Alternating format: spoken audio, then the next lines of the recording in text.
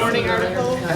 Deb said you need that white thing or something. Did you make copies? Yeah, that's probably for a minute. So I'm going to read them, Mark, and then we will say whether we approve. You might be all right. That's it. Something from an apple.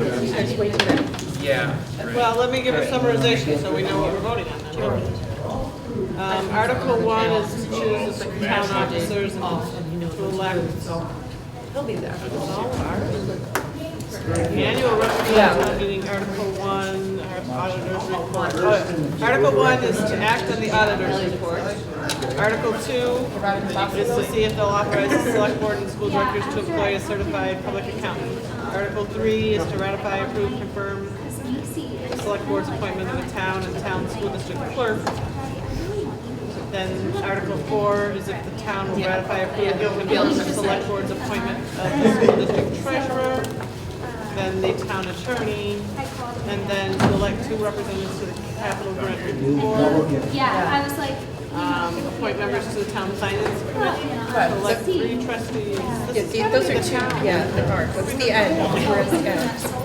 Why are you reading? Why do you give me all these things? so we've had to take a few I think if you days. just pass them along, Ricky, you scan it. Here. No, there's nothing there though. Last page. It's all town. School directors? Town will approve The whole, the exemption entire warrant. I know. I don't know, it's like such a. 28. Never mind. Article 28 is the first one to write. It might be. 26. See what salaries, and then it'll be to authorize the school, town school directors to borrow money and anticipation taxes, authorize the district to accept money, and then the one that has different wording. Again.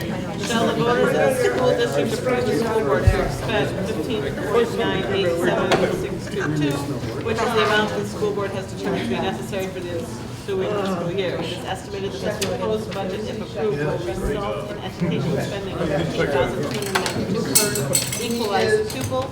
This projected spending per equalized pupil is 1.8% lower than spending for the current year, which is newer. They didn't have to have all that information. And then the last one is to transact any other business. Yeah. So moved. Second, you sure? Any discussion? All in favor of the warning article? We're fine. Fine. All right, and then next on our agenda is the report materials. Frank, are we okay on the report materials now? It sounds like we'll just go ahead with the detail, and I am going to recommend that she go and work with Fred. So as we voted the other night, we're fine. Fine with me, yeah. And then I understand Jan was comfortable with that after talking with David, so. Okay? Good? And then the last one is action needed on the hiring that was sent around to us. And this is for Academy School. It's a grant position, grant funded position. It's not a full-time position. It's like 3 days a week. It might be. He Red sent it funding around. position. He sent it around to us. Yeah, so I remember the meeting. But I thought it was like 2 times 3 days a week, and they should be shared, but then ideally we would go. Maybe I could do But it's all paid for with the grant, so it doesn't matter. Well, so Need a motion? So moved. Mark? All in favor? Aye. Motion to adjourn. So moved. Second? All in favor? Meeting adjourned as of 5:50, 5 minutes long. All right, so we call the meeting to order. We're ready?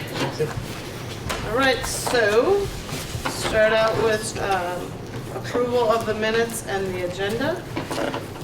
And the minutes have already been passed out. Anyone have anything to say on that? So moved. So seconded.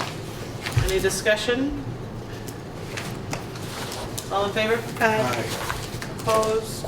Minutes are approved. So can I just, from the agenda, it looks like we don't have minutes from January 13th, 20th, and 27th.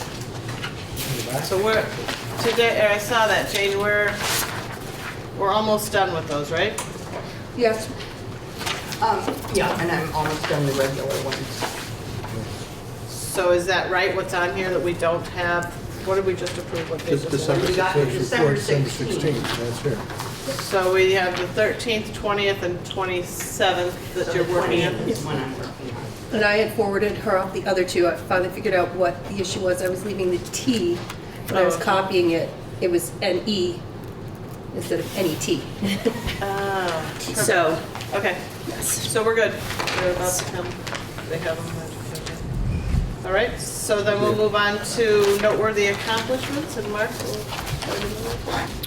All right, so I distributed pretty lengthy parent survey results from the fall of this year, Green Street School.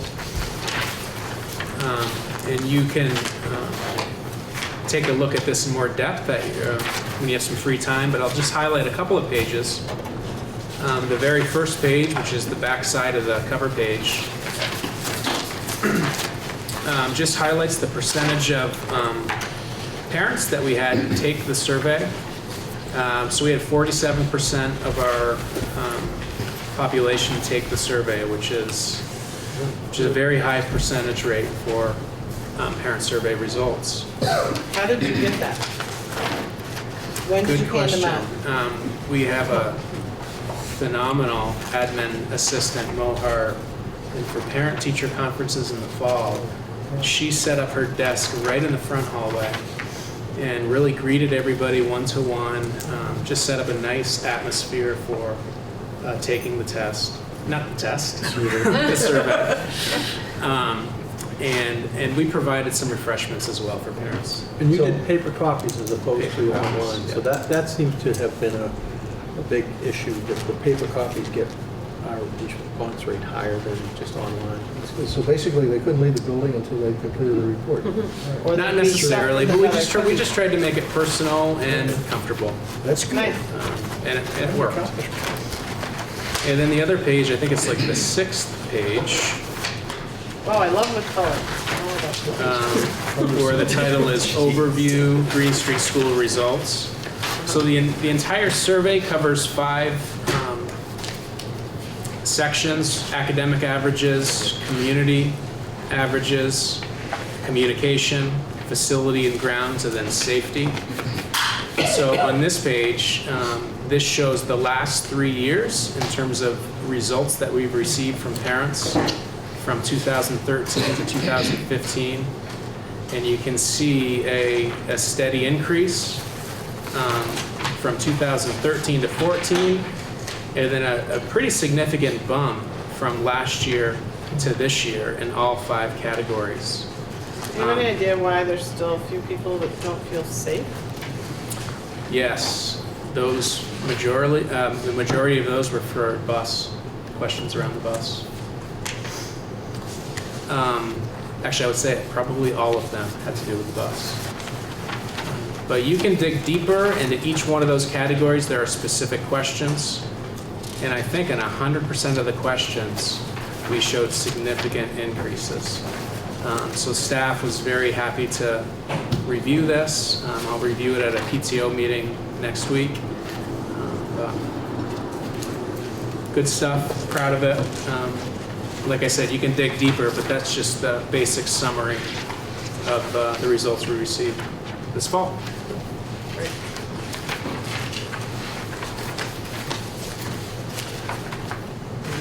To Andy? Oh, Deb, you came in. Sorry. I'll do Andy and then back to you. Okay.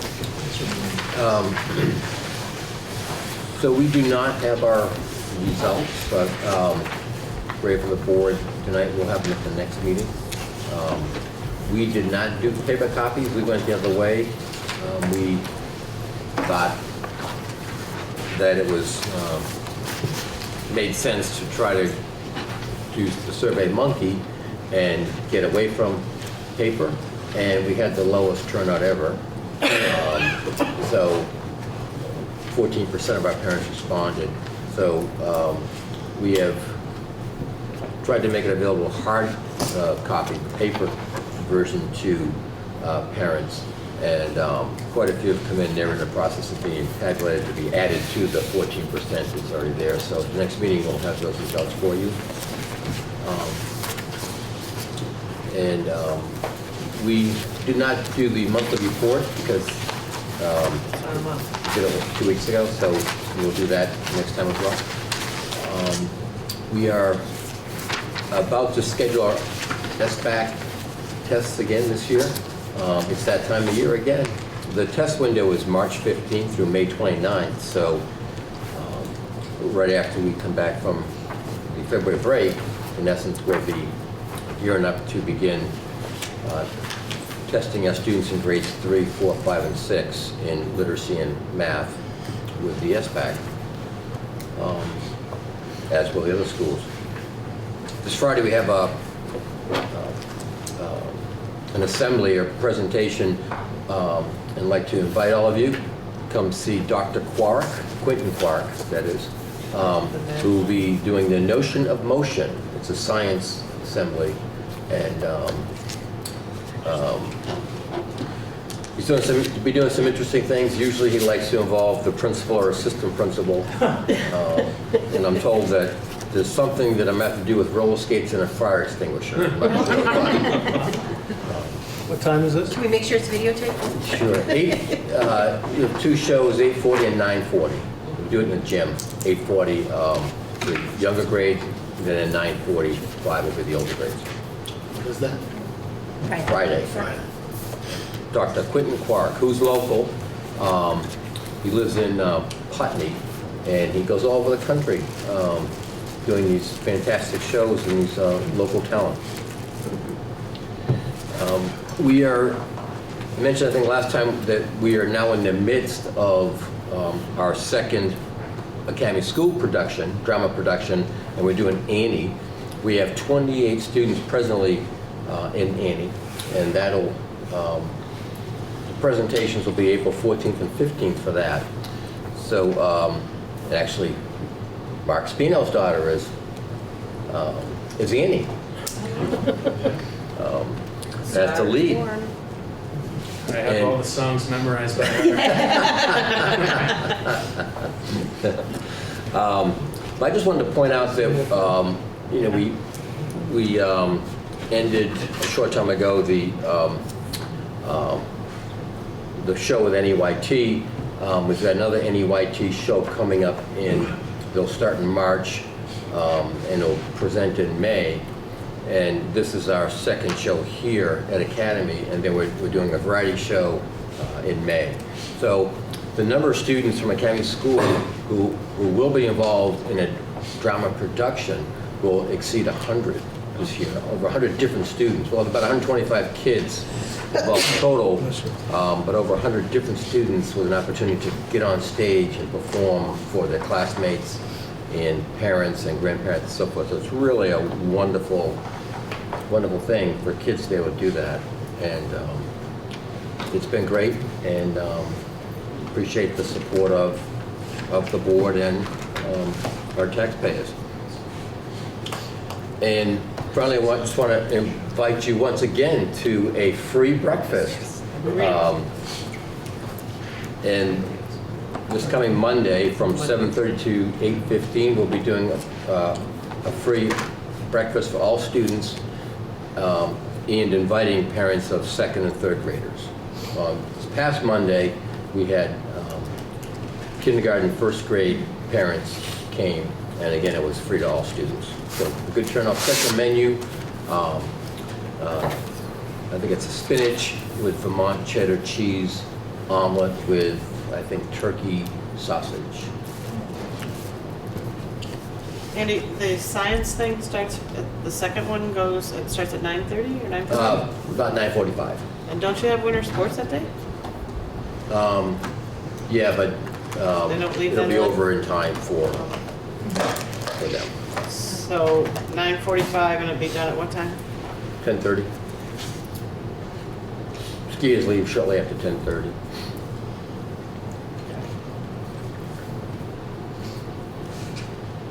And one more thing I wanted to bring up, if I may.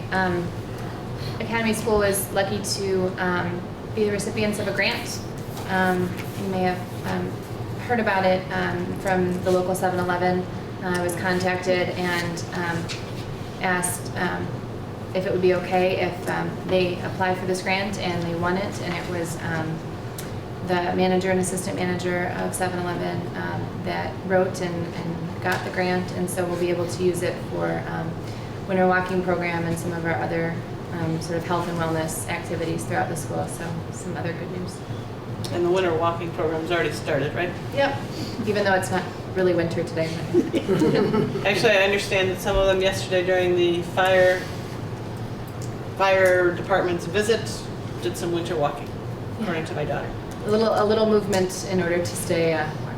Right. I should probably touch on that around 2 o'clock yesterday, our alarm sounded, fire department came, we stayed outside for about a half hour. There was no fire, but there was a malfunctioning of the alarm system, and it takes a while to determine that when the fire department comes. But fortunately, it was warm, and we were able to stay outside without problem. Had it been a really cold winter day, or if the weather was really inclement, we would have sheltered the kids in either the church next door, West Village Meeting House, or the fire station. Because when they come out, of course, they don't have coats on. When the alarm goes, everyone hustles out. But it was like 51 degrees when we were out there, so we toughed it out.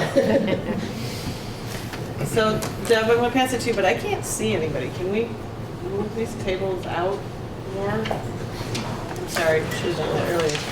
I can't. Yeah, you guys are fine. I'm not sorry. I can't do that. Oh, one more.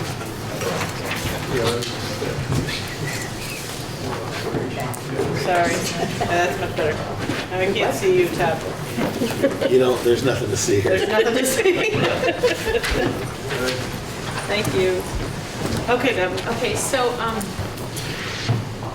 hopefully you did receive the monthly report following our last meeting. I asked to have that sent to you electronically. And so the news that I have tonight is that we are in our final month of the Head Start, early Head Start funding cycle. So we get a new grant March 1st, and we have not yet received that award because, of course, the application that we presented is complex, and it will have to go through several approval stages. I got an email late this afternoon from our regional office saying that while we're going through that process, they will give us 50% of our award, so we know we have money to operate on March 1st. And because we've had so many vacancies this year, we're still operating with 10 vacancies for teachers. And Somebody asked me, is that 10 teacher vacancies or 10 overall? 10 teaching positions. And how many teaching positions are there? It's about a third of our teaching staff. So we are incredibly grateful to the great subs that we have. We try and keep subs in temporary positions, but in the same classrooms, so that those relationships, children are able to have connections with those regular faces and folks. We have one more question. What do some of those subs ever apply to become? Yes, we often do. We often do hire subs into the positions.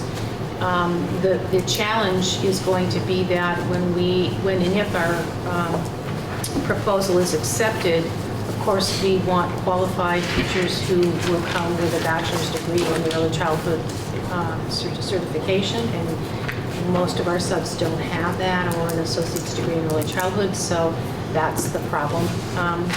But we do have opportunities. We continue to offer opportunities for our staff and sometimes for our subs to take some of the coursework that we provide through our training budget. So hopefully that proposal will help this situation.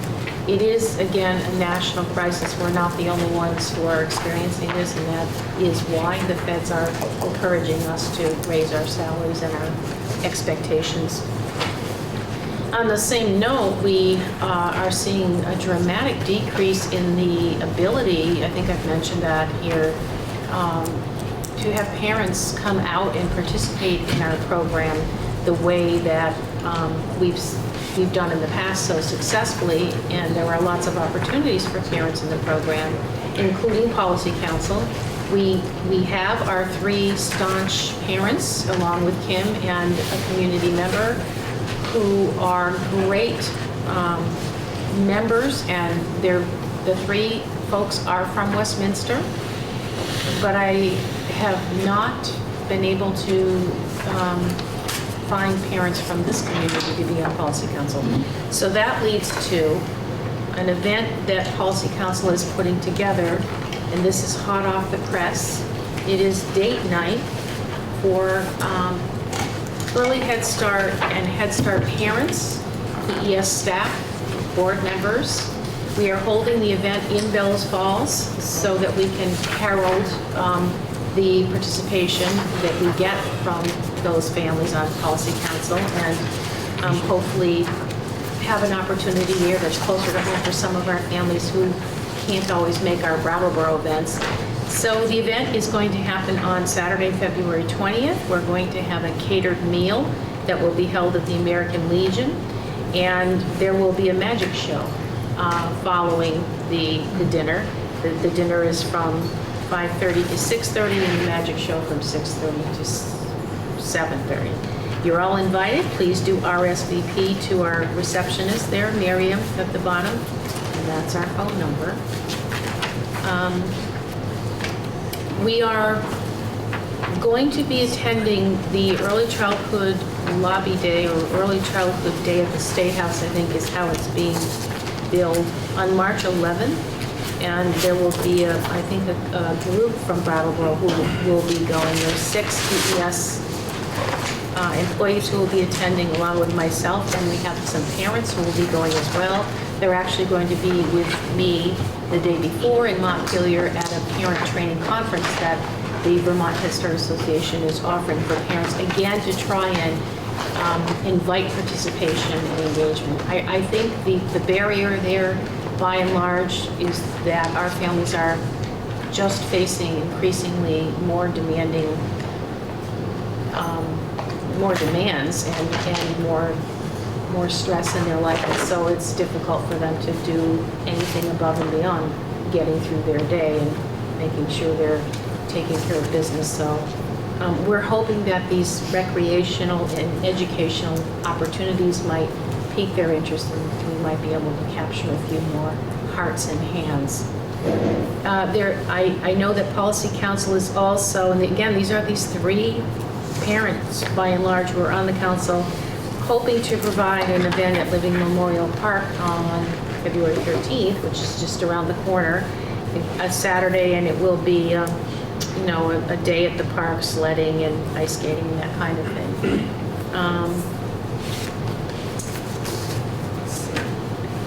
A couple of things. We are just completing our second assessment of all of the children in the program using the Teaching Strategies Gold instrument, which is a nationally acclaimed and well-researched assessment tool. It is one that is in Vermont been embraced by several entities. It's part of our connection to the Head Start world. It's part of our connection to the Child Development Division, and of course all of the other certifications that we have require that we do an assessment, and this is one of the recommended tools. I hope to have some results for you, and we can look at the comparative results between the fall and the winter catchment or collection periods, just to see how successful we've been. What's that, gold, like the metal? Teaching Strategies Gold, like the metal, yes. And last but not least, we have captured yet one more bat at Canal Street. So we've called Batman in again, and evidently there was one little nook or cranny that he missed. So So the kids name it? they could have. He was that close. Deb, I'm wondering, as you're coming to the end of the year, how you are, and my favorite question, the in-kind. We asked for a waiver, if you remember. So we did receive, thank you. Yesterday we received approval for the waiver, so we can coast this year. There is hope that in the year that begins March 1st, that will not be a challenge, as long as we are allowed to include the Act 166 funding as a match. That's being negotiated between the feds and the state folks, so if they agree, then that really would help us tremendously next year. Okay. And then Jerry's not here, but we had her report passed out from her. So that takes us to you, or do you want to wait until the new business or the business? Yeah, I mean, if we get, we're going to do committee reports, and Yeah. I can just wait until we get to the budget. So EES Policy Council, you don't have anything else? No, because we didn't meet in January, so. Energy? We have no energy. Perfect. No report. Finance? Yeah. Frank, it's your answer. Diversity? No, nothing other than what we've been working on for projections today.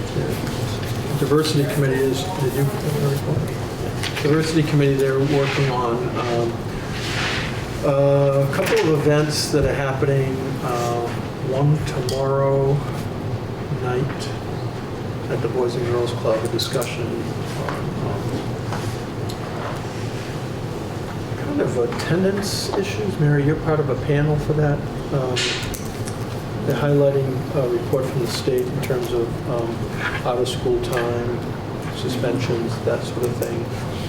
And then the committee's also working towards the first Friday in May, the celebration of diversity, but also planning a parent meeting for the first week in April. The committee has done 2 of those each year, and so there'll be more publicity about that event. And under other, just note that the endowment met this morning, and I'm representing Academy School. And we do have somebody now from Green Street, Lisa Bauer, has agreed to step forward, our newest member. And the endowment's still hoping to get somebody from Oak Grove to sit on the board. We had a little financial accounting, and the endowment does have $41,000. So we're moving towards our $350,000 goal. If anyone wants to donate, I can give you the information. All right, so we'll go on to,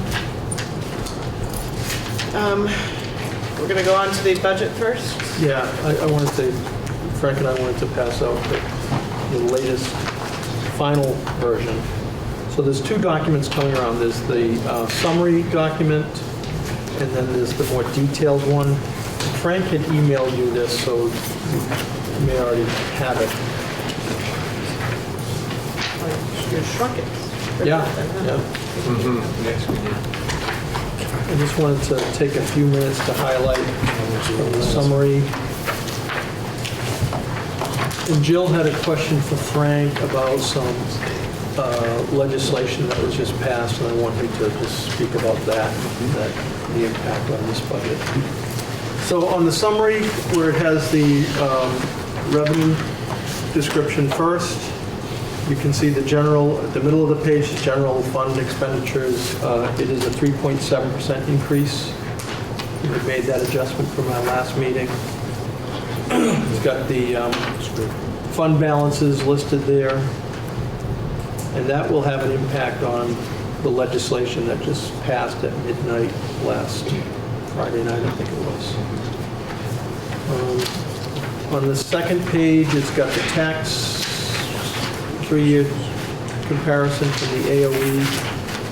Remember, the favorable thing is on line 15, the equalized pupils have gone up 55 students, and that's based on the preschool numbers, a one-time situation. We are under the threshold, which is state threshold is 15,804, and we're at 15,291. So that's a little less than last year. What's the state threshold? It's line 25. Oh, right above it. Above it. Yeah. And then the last line, line 39, is the favorable tax impact. So we're going from $1.67 to $1.59 for the school tax. so that's a good thing. So, If we hadn't had the favorable numbers, yeah, there you go. I was going to look for a little more specific number, but yeah. I got it. Frank and I calculated that today. Your tax rate would have been up, to close to 170 something. Yeah, it would not have been a reduction. Right, so what would have gone to? One what? Well, it kind of depends on what do you want to estimate the student count, even with this year or a decline or. And if we wanted to put the 400,000 in that, yeah. It depends on what assumption you want to make, but if we didn't see that 55 student increase, we would be seeing an increase in the tax rate. I just wondered if we would have bumped up against the cap. Probably. Yeah, so, But it's hard to know exactly without knowing what we wanted to put in the budget and what, yeah. so, I guess. Another thing to note is that the cap that we are working underneath this year, fiscal year 16, is on this document that Ron just reviewed, that line 25. There's a very small print above line 25. You see that 17,103 number? Jesus, yes. So that's how sort of dramatic this allowable growth legislation was for many communities. And so for Brattleboro town, the threshold was 17,302 this year, and then the state gave us a number 15,804 for next year. That's a dramatic change. We had no problem meeting that change with the increase in enrollment, but we would not be in such good shape if we didn't have that increase in enrollment. And the increase in enrollment will stay. That's how they're going to count us now? It will stay, but it's always a measure of growth or change. And so if we don't have that same relationship with student spending, in total, growing at the same rate of student enrollment, spending and enrollment, if that relationship doesn't continue at the same rate, then that's where we have problems as we have had in the past. So to be very specific, if they give us the same amount of preschool kids that we had this year, but our enrollment declines as it has been for the last 13, 15 years at 2%, Yeah. then we're going to have problems. We're going to see the same pressures that we've seen in the past, yes, which is pressure on the tax rate. Yeah. And that's why it was good that we held some reserve potentially to offset that issue next year. Which we could have voted for even more reserve, but we decided not to. That is correct. Yeah. So do you want to talk about the recent legislation? I don't know Yeah. if you brought that question. Yeah, so, I brought my computer. yeah, I think the question was, given what the legislature did on Friday at midnight or Saturday morning a week ago, our preliminary estimate of that impact is that our numbers are not going to be affected from what we know now. And I think the important thing is, so what we're talking about is making adjustments to the way in which the allowable growth cap was calculated. There seemed to have been a different interpretation between the way the Agency of Ed guided superintendents, school boards in their preliminary transmittal back in December when we started putting together our budgets, versus once the legislature convened, they said, wait a minute, I don't think you interpreted our intent from a year ago the way we had expected it, so here's a revised interpretation.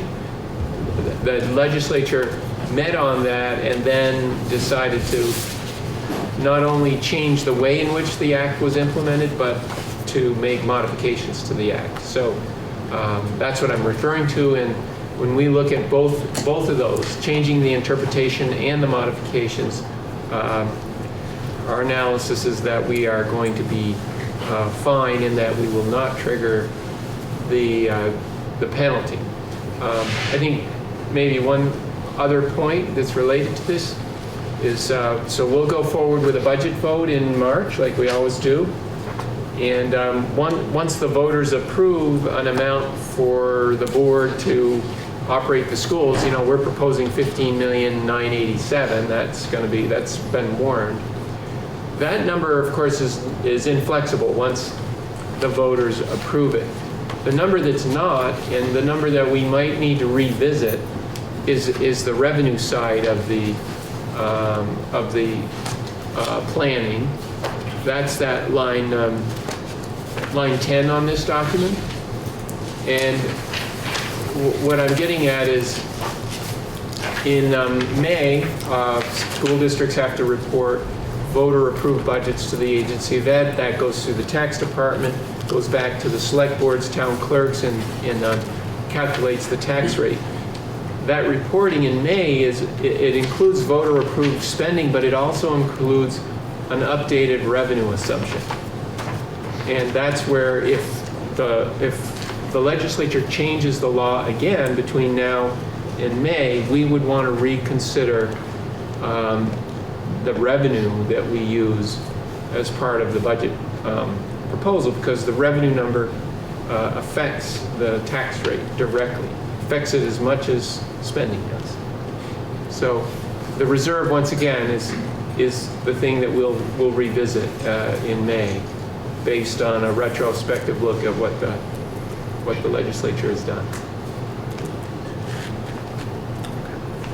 Glad I asked the question. I'm not sure if I understood all of the answer, but I understood the bottom line.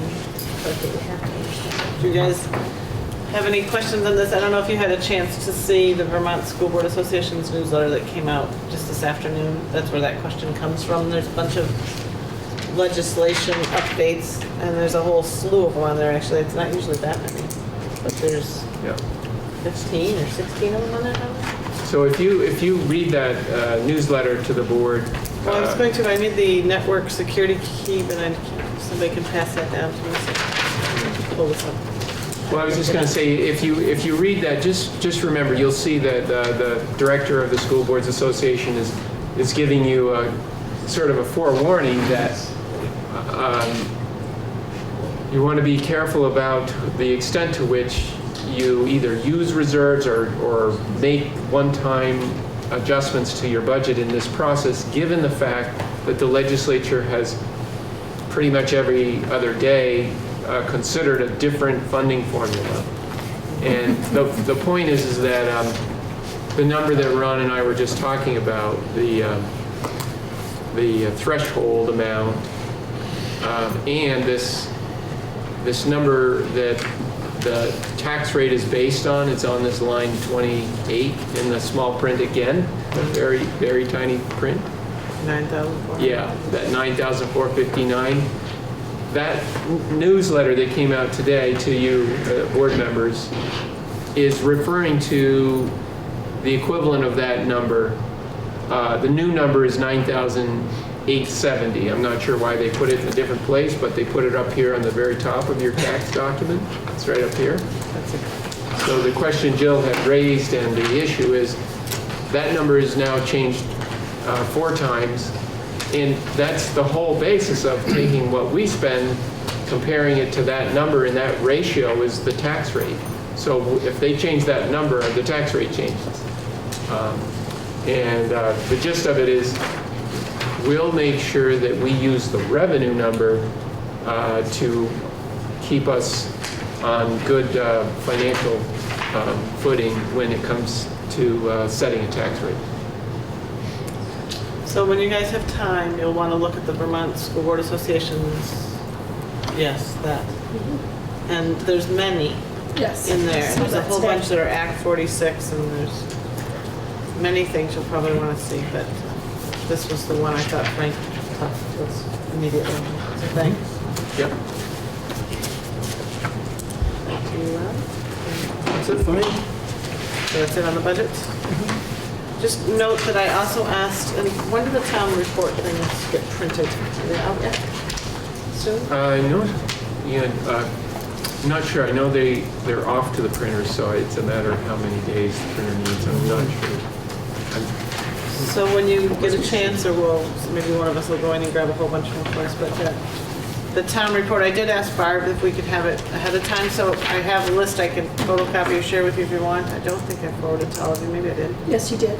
So you have the teacher list? Yes, I know I have. I know I have it. It comes in the town report, but I always find this interesting because I've had people ask questions on that and I wasn't looking at it myself and being weird. And then there's student count numbers that are also in that report. Those of us on Act 46 have looked at that quite a bit lately. But Todd, you'll probably want to, just so you feel like you're prepared before people start throwing those questions at the town meeting. So do we want to go into town meeting discussions at all real quick? Sure. As long as we're on that?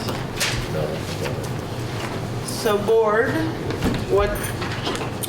When is the town meeting? Saturday, the 26th to the 19th? It's the 19th. I have it at the 19th. And are we in the morning or the afternoon? PM. Afternoon. That's the town meeting. And that will be held at the... Yes, where is it? BUHS or BAM? Well, last year they did it at BAM's. I'm going to try to get them back to BUHS. Yes. It's just Everybody the annual likes it. Yeah. meeting. It's a town meeting, town representative meeting. So we have, on the 16th, we have a meeting here Yes. to have everyone, the town meeting 5 reps can come and talk. I think it's 6 o'clock and we Yep. meet at 5 if we Right. wish. And so what time are we saying, 6 to what? Did we get tired of asking these questions? 6 to 7:30 usually, right? Yeah. 6 to 7:30 or so, we try to do like an hour and a half at the most. Yeah, it seems like we've done something at 6 and then started the budget at 6:30. We've done, and so in the past, and this is where I just want to have some open discussion on what you guys would like to do from administrators and the board. We've done things like kind of a showcase of different things that are going on, like the jumping geckos there and the band one time. We've also done a tour, didn't we do last year?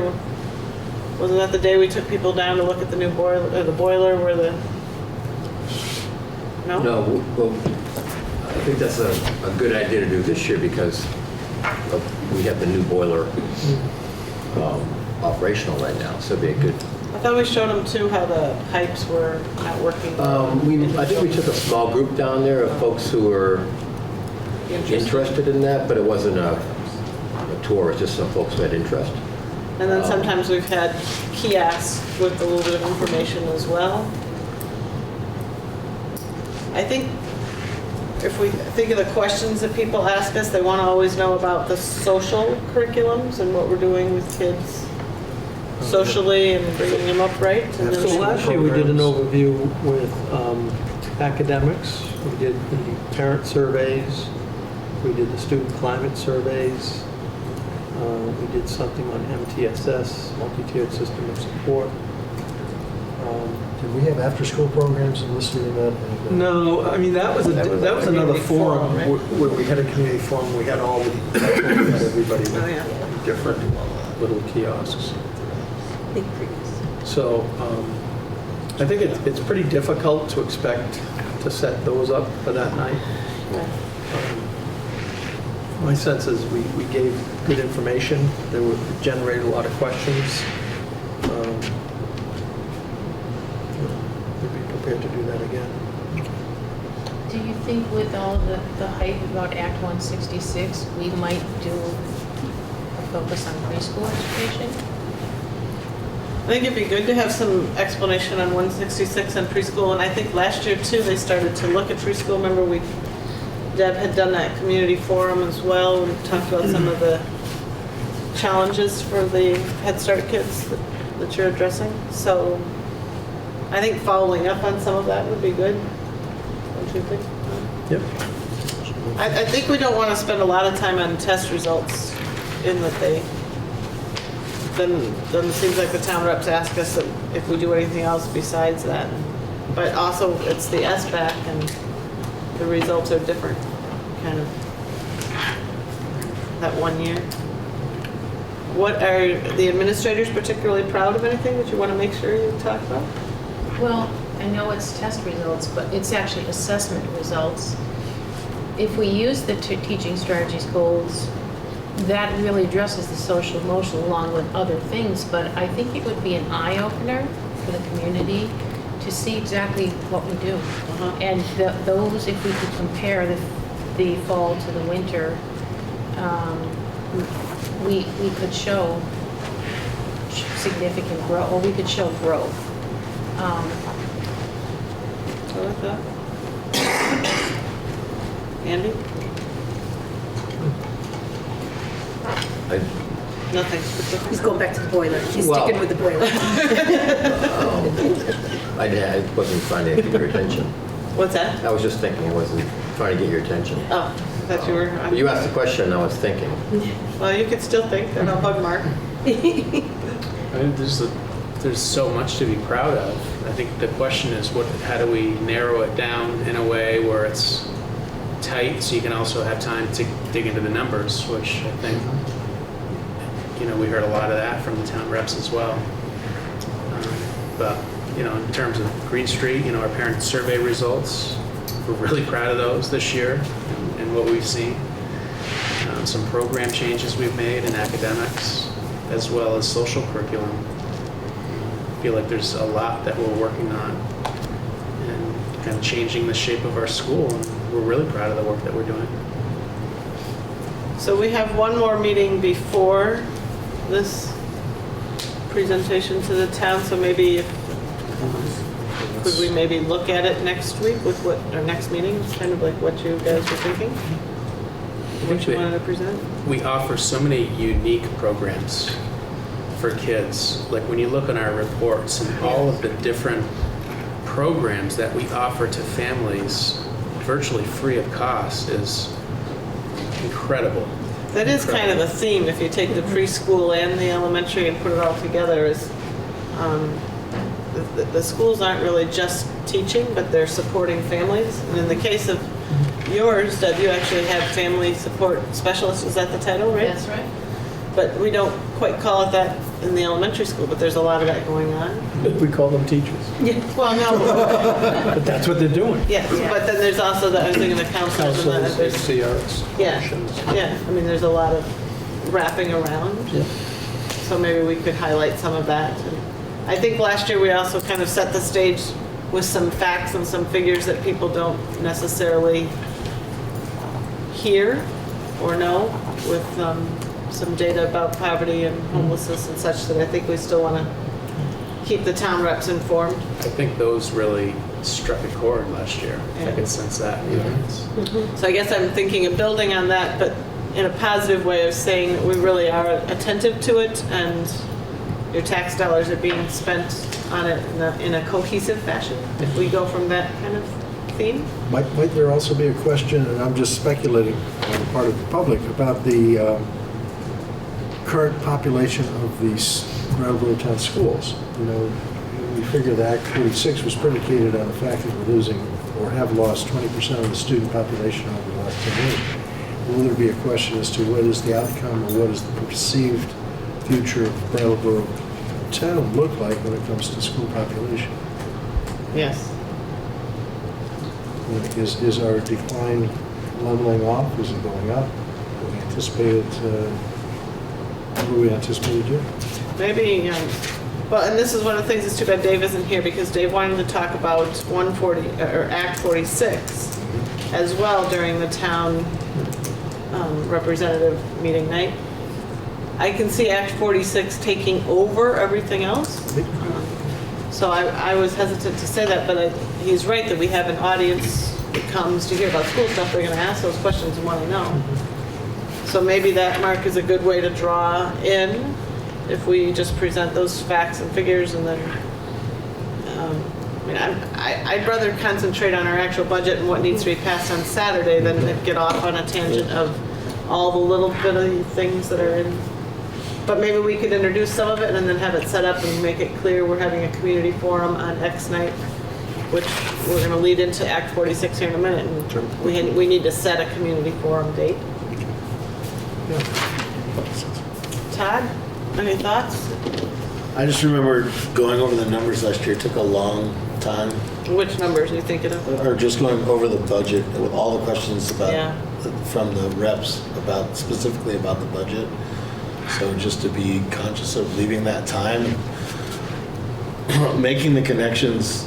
I mean, the improvements in the parent participation surveys and all the data we get from Brian and from literacy and all the improvements that have been made in the district. I can't imagine that they're not tied to theater and music and walking outside and all those things. I think it's the whole view that forms the student. And if we could have brief presentations that can wrap those points up and make them for people, and less of a sell job, like we have, people they can participate by watching these things on TV, and they can get information off the website, and they can contact people if they want details. But we have a great community, and a lot of the improvements that students have made since I've been watching, I think has to do with that whole picture that's being provided at all three schools. And if we can just kind of emphasize that and leave time for people to ask questions, I think that would be the most efficient use of time. Yeah. Plus maybe if we had like a handout from each of the schools with all of the, more expanded version of what we get monthly, that lists, the number of students that are participating in each program. That way we could hand it out to everybody and they can look at the names and the numbers, and then we can talk about the drama, how 100 students throughout the school are participating in one aspect of the drama program or another. And then, putting the percentage of that, of the overall student body, if we have it on just a piece of paper, I like that, the it's handout something, idea. it's easy to look at. And it shouldn't be a terrible amount of work because you've already got it going. Right. Okay. Also, we had a Copy bunch paste. of discussion last year about why are kids leaving, why are kids coming, and I remember that taking a really long Oh yeah, we could preempt time. that and answer it. And we've been getting information in these reports about, okay, 3 left, they went to Vernon, they went to Dummerston, or what. We've gotten that information in the reports. It might be That might be good. worthwhile Yeah, highlighting pull that. that we've made an effort towards finding that information. Yeah, Yeah, I like we that could too. check last year's tape. The one I remember, that's why I remember the social See the comment. questions Yeah. that we didn't have answers. the full answers for. Mark? My idea was the, changing demographics. Okay, so we'll tie that in too. Tie that in somewhere. And I know, Frank, you have a bunch of those charts. And I think it's good to look at the whole, because of the Act 46 discussions, I wouldn't change those charts to just have us. I would go ahead and keep in everybody in the supervisory union just so people have that data. Okay. And then that's less work for you, because I'm sure I'll send you something else that I think of and hope that you can pull together. Andy, did you have anything else now that I came back to? No, I think you guys nailed it. Sticking with the boiler. Well, how about making an unashamed request for additional support for the Brattleboro Endowment Fund? Oh, there, I like that. You can always make an additional request for the endowment. Absolutely. Request for support. Okay, so that gives you guys ideas of where to go? Yeah? Yep. And then we'll look at that next week, next 2 weeks, whatever that is. 2 weeks hence is that's my next Just to meeting. make sure we're not confused. And we didn't meet during, so we meet again March 2nd, right? We're not meeting during vacation week. Right. Yes? March 2nd. Here. Okay. So then that leads us to Act 46 unless I'm confused.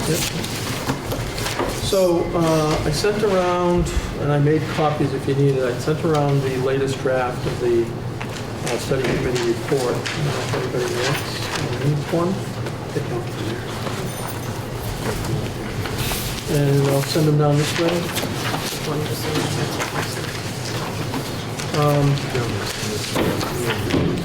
Yeah, let's do it incrementally. So the other thing that I realized that probably the principals don't get as much information on it is we developed a program overview.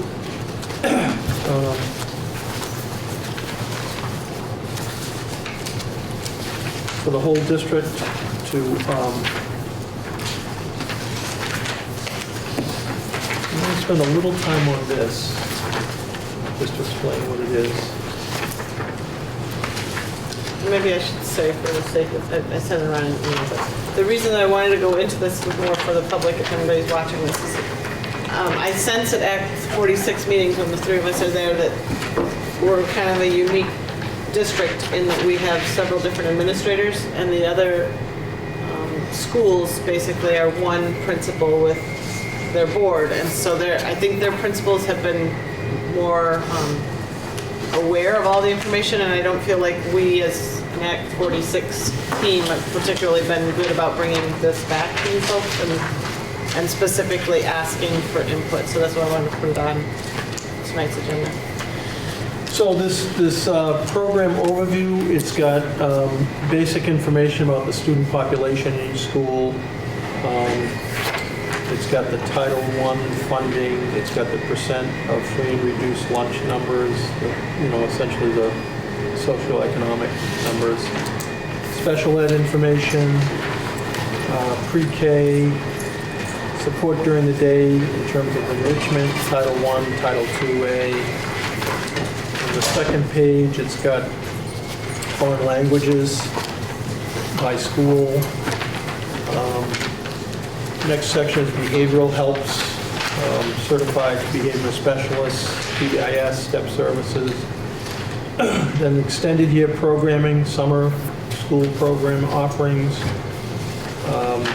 after school and before school tutoring intervention.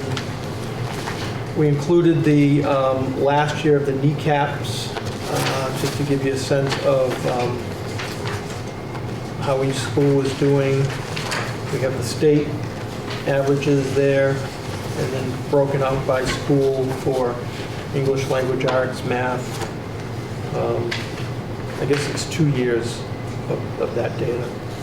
And then again, we put the free and reduced lunch numbers right below those results because we think that has a significant impact. And then on the third page, we were looking at other considerations as to why some schools are doing better than others. We have consistent academic programs, academic coaches, teacher leaders, MTSS, multi-tiered system of support, Title I services, after-school and extended programs, summer programming, pre-K, Head Start classes, and then that starts getting into other areas, flexible staffing with special ed and financial services. So that was kind of the basis of just kind of looking at things district-wide. And then the next sheet I'm going to pass around is a document that we've been continuing to work on. People were asking, so what are the costs of expanding programs? How are you going to do it? What's it look like? So this document is a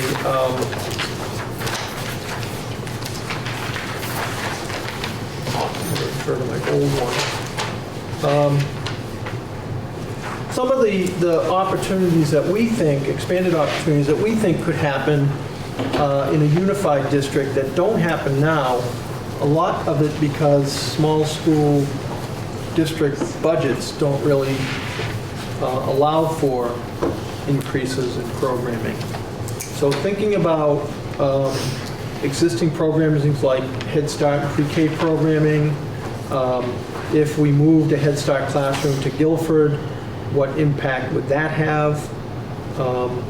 We've also talked about moving some of the Head Start classes out of Canal Street into the schools. I think Academy School, we're hoping to do that fairly soon. The other question is whether Oak Grove and Green Street have the space to accommodate those classrooms. But, that's just an example there. After-school programming.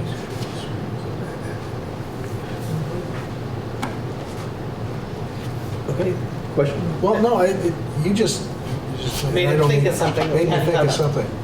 Move the classroom, move all that, and then make Canal Street the end. Yeah, that's the plan. Well, this is the first time we're hearing this No, plan. I heard it from How Mark 2 precise. years ago. I've been mumbling about this for a while. Yeah, we've been What's that? Was it? He needs to share the mumbles. No, I'll let him run. Well, we're talking about getting the Head Start classrooms into school buildings where it's going to be a better transition for kids anyway, the pre-K kids into elementary schools. It also opens up some space at Canal Street that we could use for the central office and not rent other property that costs money. So, that's down the road. That's good. So things like after-school programming, looking at existing slots that we have in the three schools, really, Green Street, Oak Grove, and Academy, and thinking that for a small amount of money, adding additional slots, I just have to see how I have it here. 60 slots. I'll have to refer to my notes whether those are the existing or we'd be expanding to 60 to accommodate some of those students. We've had situations where, as an example, Guilford families, they're coming into town later in the day either because of work or other reasons. And and I think we've had situations where some Guilford students would get the bus, the after-school bus, over to Oak Grove and participate in the programs, and then their parents pick them up at the end of that session. So things like that.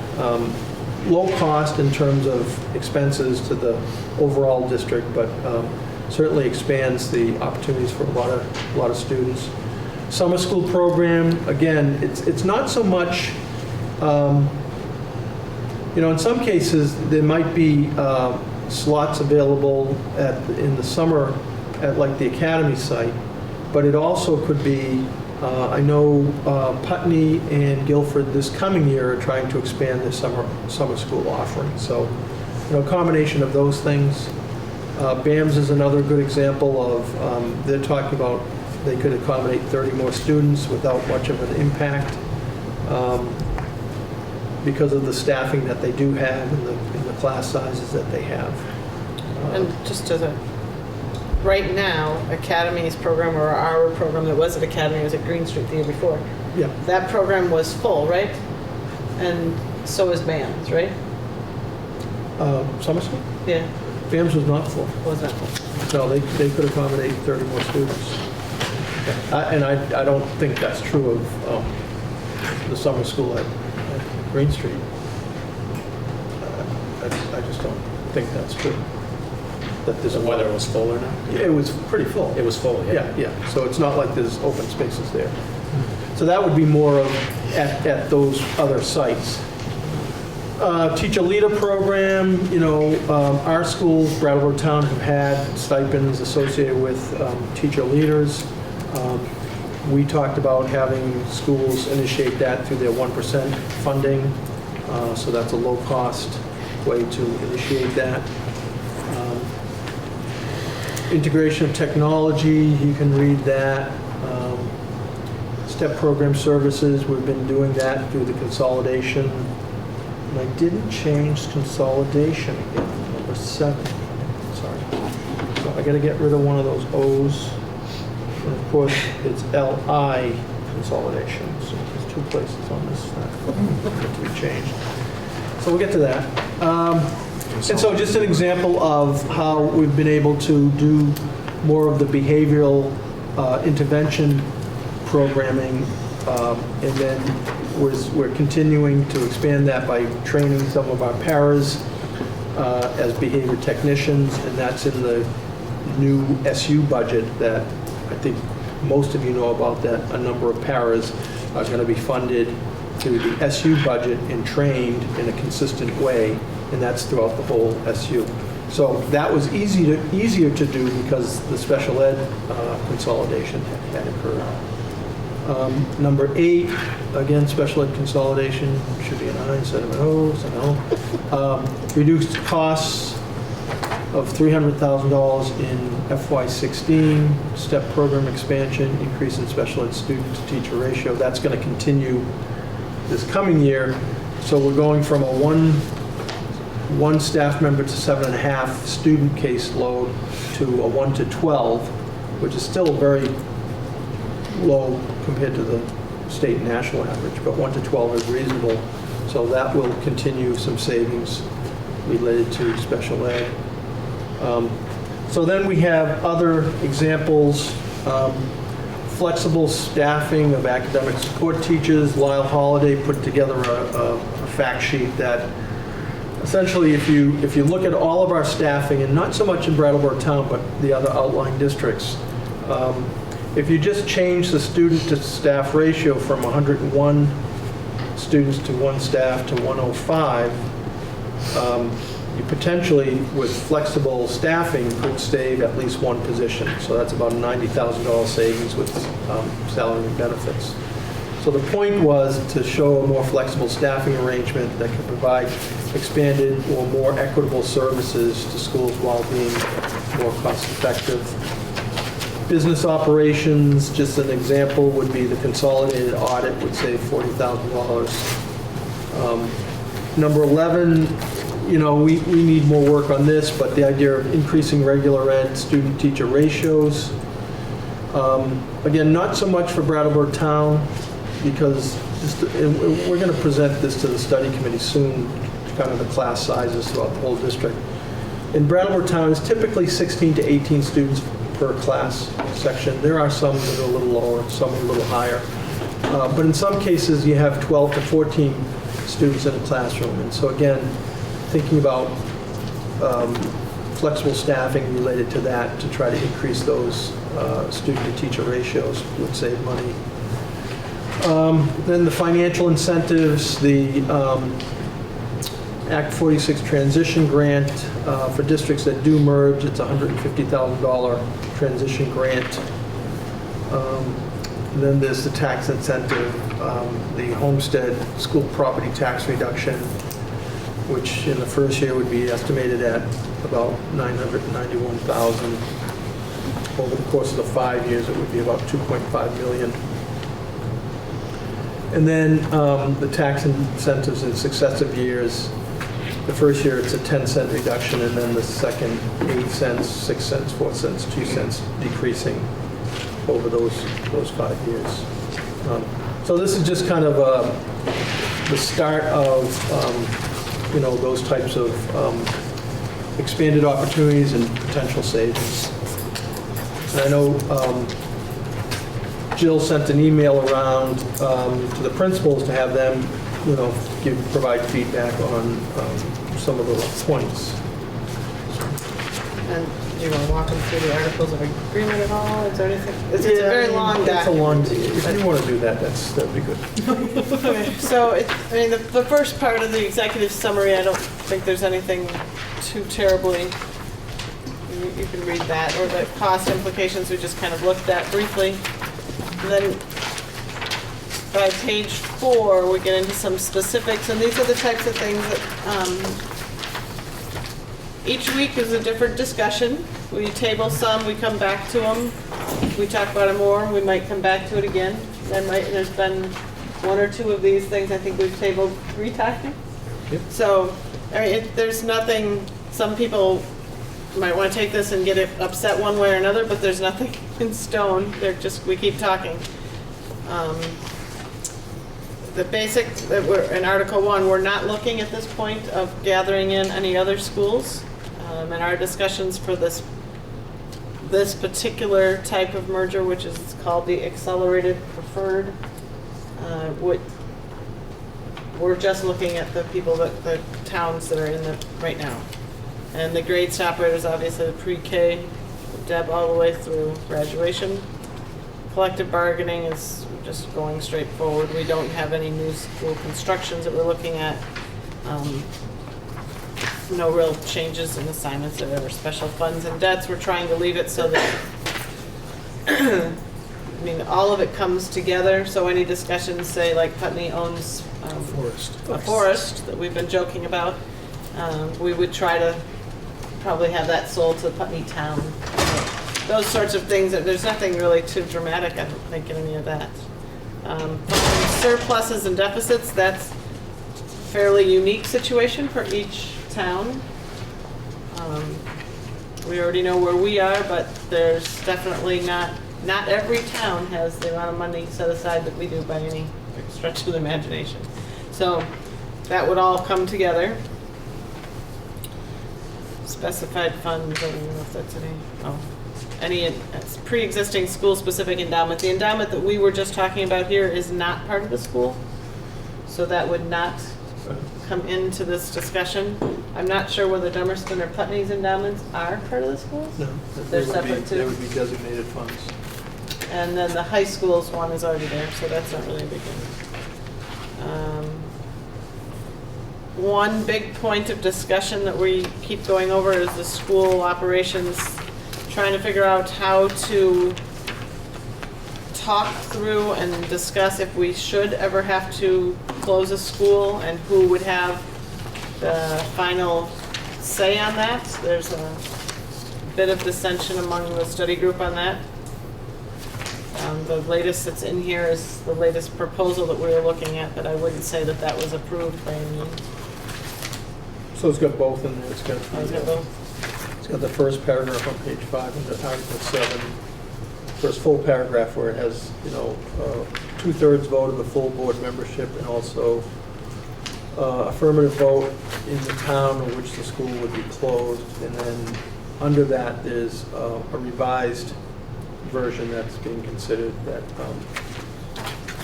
has a lot of detail to that.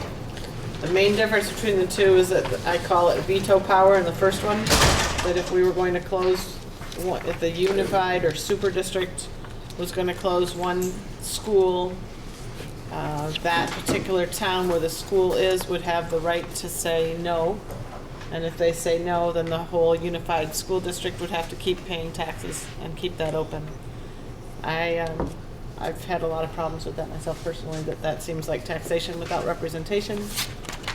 So I wrote this other stuff that would basically have all of the towns voting, but that does not address the concerns of the outlying towns, which are, what happens if the rest, that we have the biggest population. So by putting it to everybody, if Brattleboro all votes to still close that one little town, then they don't get to have the veto power.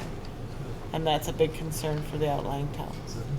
So we're struggling. I'm trying to find how to address that. Everybody on the study committee hears both of those sides, but how to come up with it is still without an answer. Board of Directors composition is pretty much as the Union High School Board is right now. The terms of the Board of Directors is kind of a lottery. We just kind of set it out there. But our vote on the articles in the new board would have to go through at the same time. And then the thing that's different. Yeah. No, I think this is something that would be particularly interesting to. One of the things that that we heard from people right at the very beginning when we started talking about this is, well, you're losing local control.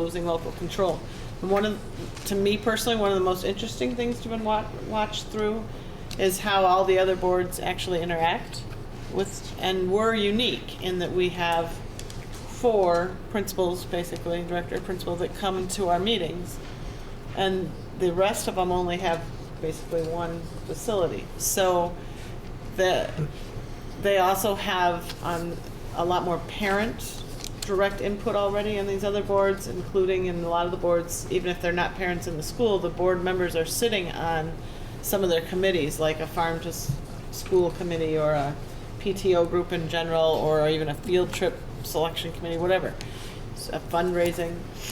And that's not how we've interacted here.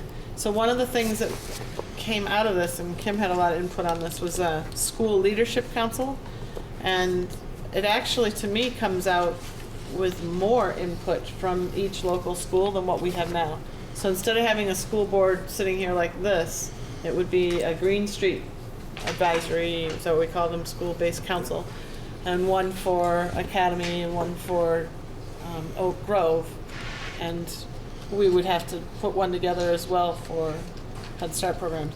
But what we've written out here would include parents and staff and the principal and community representation. and even students in the case where it's applicable. I'm not sure, I think we went back and forth on the wording, but I don't think our intent was so much to absolutely have one from a 6th grade classroom, but as they got older. So, and then we tried to lay out what they would look up, be responsible for. And a lot of it's what we do now, and then they would obviously be advocating for their specific school to the larger group. And then each representative would represent those interests at the board meeting? Yeah. Although we wouldn't, I mean, none of us are envisioning that it's a stand up and scream academy school must have this much money type discussion, but bringing forth any concerns or any thoughts. It could be on anything. It could be on a dress code, or it could be on a new opportunity for farm to school that came up, or a new way that somebody found to do something that maybe the rest of them would want to talk about. Missing anything, Ron? No, I think the bulleted items kind of give you a good sense of the types of input that we'd be expecting that the principal and the board rep, along with parents, community members, would be involved with.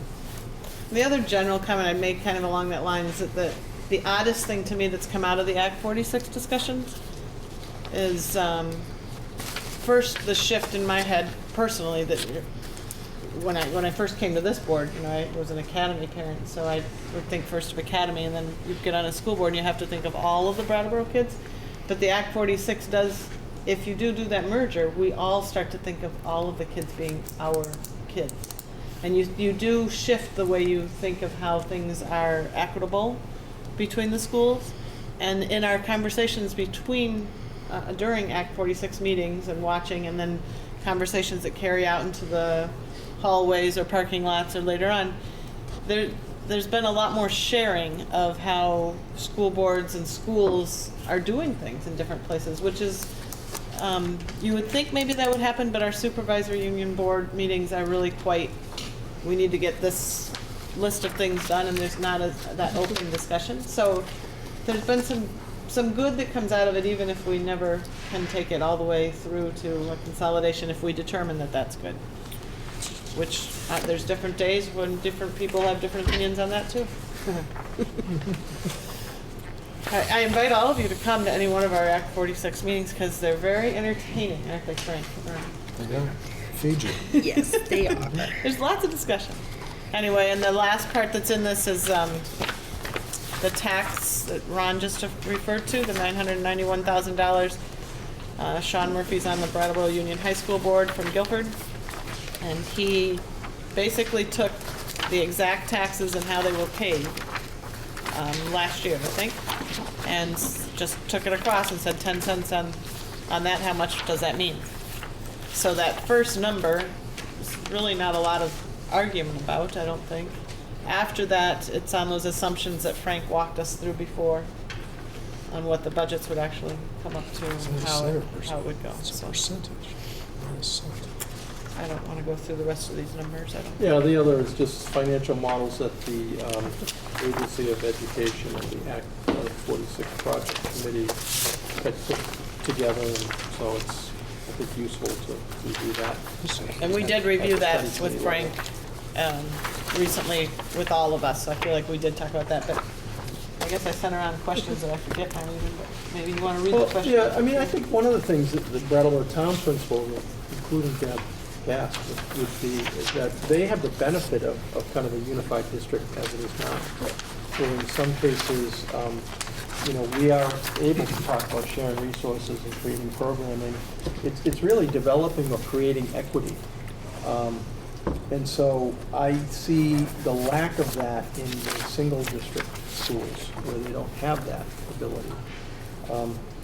So some of your points in terms of feedback, you asked about moving classrooms of Head Start classrooms out of Brattleboro to, let's say, Guilford. You asked about sharing existing summer school programs. I don't know that we're really sharing the programs. I think we're expanding them. Sharing the existing after-school programming. Again, they're limited numbers in different locations, so Again, I think you'd have to expand those to different locations rather than just. So on your, just to be clear, on your sheets here then, you said you didn't remember if these are the numbers, so you wouldn't be taking, in your list here, you're not taking away spots from Brattleboro kids, you would be expanding right. at the location. Right. So the best example I can think of is BAMS, where they're saying, based on the number of students to teachers in the summer school program, they could accommodate whatever, I think that's 30 other kids from different districts. So they could take, that must be probably 7th and 8th graders, or incoming 7th graders from Brattleboro. And so on the after-school programming here, it might be such a thing. This is what I keep doing at Act 46 too. I try to think through exactly what it is. So if we say we have a string program, and the string program can hold 15 kids, Yeah.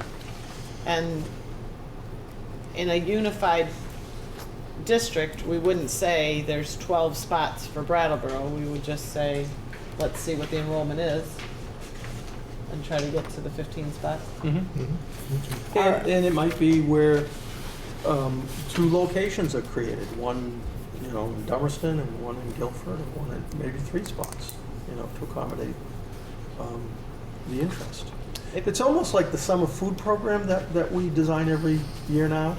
It's based on a survey of parents and interest in terms of, okay, so we know we're going to offer a summer food program at wherever we have our summer school, and this year it would be Academy. But are there enough students in interest in Guilford or Dummerston to have sites there as well? So that's how I would envision kind of creating the programming. And then, within the scope of being able to afford it, as we always Well, that's consider always that. a question. I think a good example is the foreign language, expanding the foreign language. Some outlying schools have foreign language, some don't. And so a quick, calculation would be, it would take probably 2 full-time teachers, additional full-time teachers to institute a program like we did 7 years ago initially. So you'd have 1 teacher between Guilford and Vernon and 1 teacher between Dummerston and Putney. And so that's, let's say, $75,000 each, with salary and benefit, $150,000. You calculate that over 2,500 students, and the cost is something like $60 per student in terms of our overall budget. Now, if you did that on a school basis, and let's say just did it at Guilford or Vernon, you'd be taking a half-time position, $38,000, spread it over 110 to 120 kids, and that's $253 a kid. Those schools can't afford that, and that's why they don't institute those types of programs. But over a unified district, that dollar amount is not going to be as significant. So, those are the things that you have to factor with the cost savings, and so what's it going to cost to expand the programming over the course of the district? Because as Frank will tell you, and keeps telling us, it's those equalized pupil numbers, when we get back to that budget, that drives the equalized student rate, and then the threshold. So over 2,500 students, 25,000 seems better. Yeah. 2,500 students, we can do it much more cost effectively than when you break it down for 120 or 150 students. So the question isn't, so are we going to share our foreign language teachers and send them out to the other schools? No, we'd be adding staff. We're not sharing equity, we're creating equity. So I think there's a big difference in that. I like both. I like sharing is all right. They teach us that in Sharing kindergarten. resources, that's good. That's what we're talking about.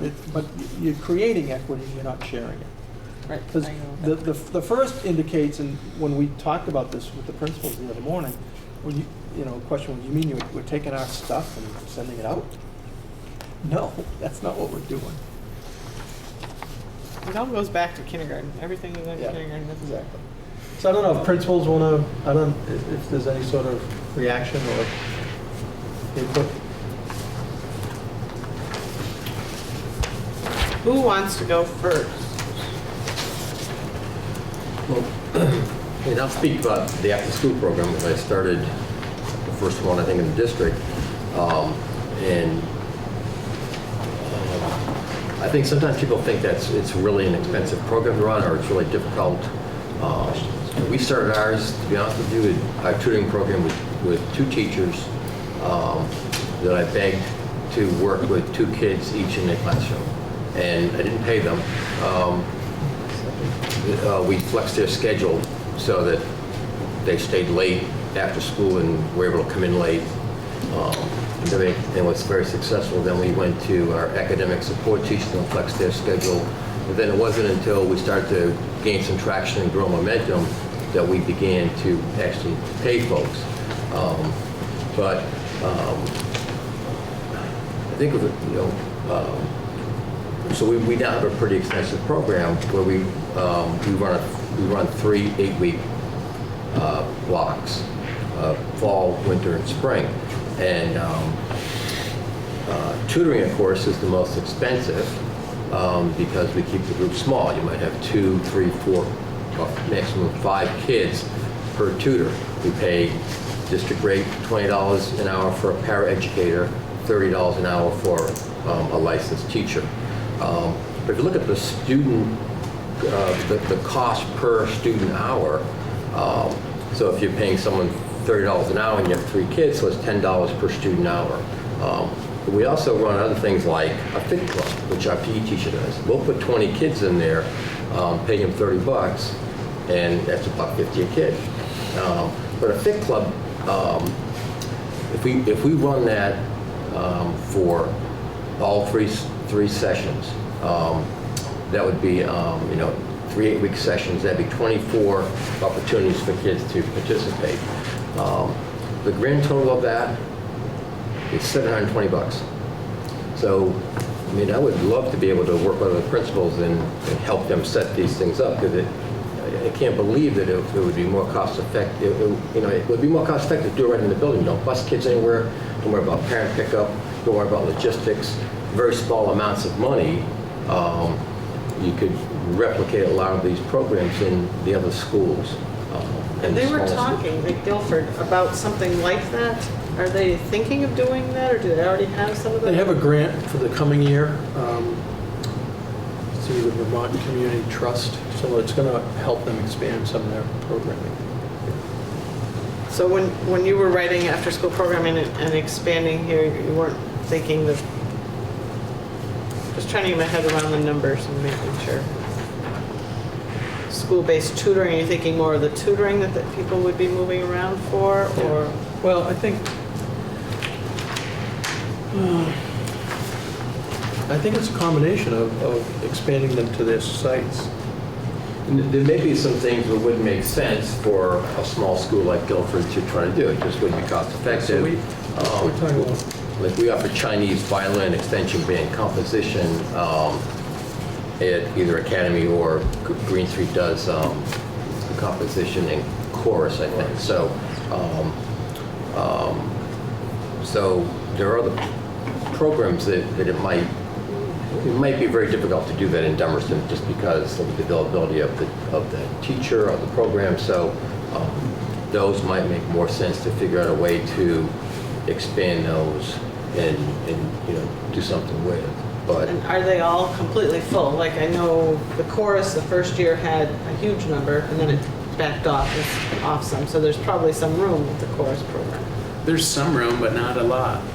It's pretty. The NEYT program seems like it's pretty full here. We're maxed out on that. Kids well, it's away. beyond. We have waiting lists. And Right. a lot of the programs like drama we do here, we're doing Annie right now with 28 kids. We typically have more kids than we have parts.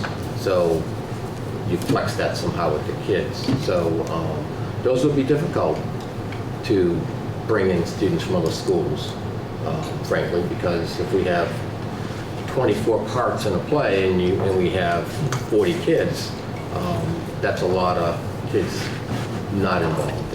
And we try to not do it that way. so we're for those programs, we'd be saying expand those to the sites, Dummerston, Guilford, Putney, Vernon. But I think it's going to be an evolution of each school, and what they want to foster in those types of programs.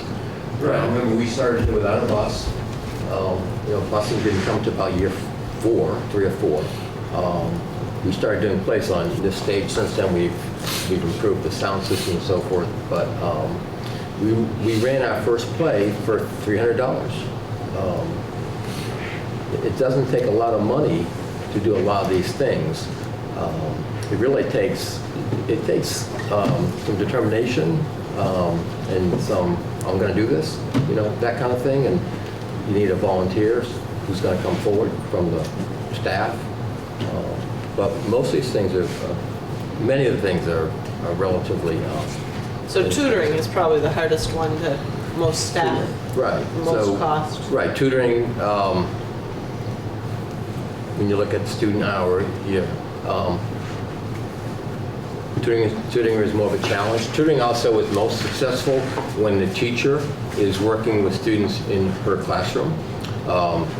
It motivates the teacher, it motivates the kid. The teacher works up to school for an hour with a student, and then the next day sees the game. It's like, wow, this is really good. And that's how we sold it when we started. The teacher saw the immediate gain and said, wow, this is really fantastic. This is worth it. So it gets, we have more kids who need tutoring than we have tutors available. So that they're also, I think if you're looking at effectiveness, that should be site-based.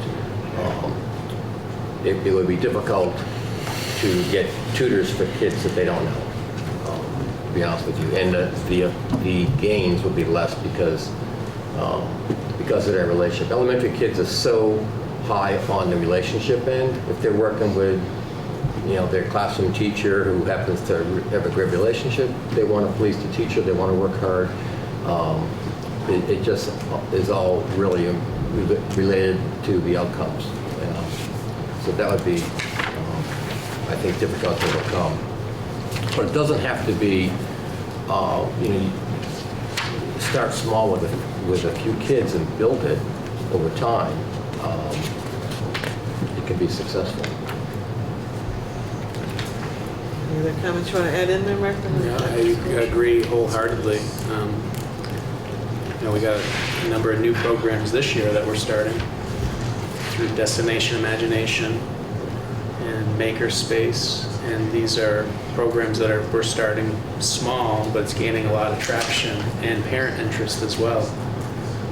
So you add those with running club and fitness club and a drama program that we're beginning to build. It's what I've learned over the year and a half is that site specific in the vision of that school and the people working in that school is so important to get us started, but then to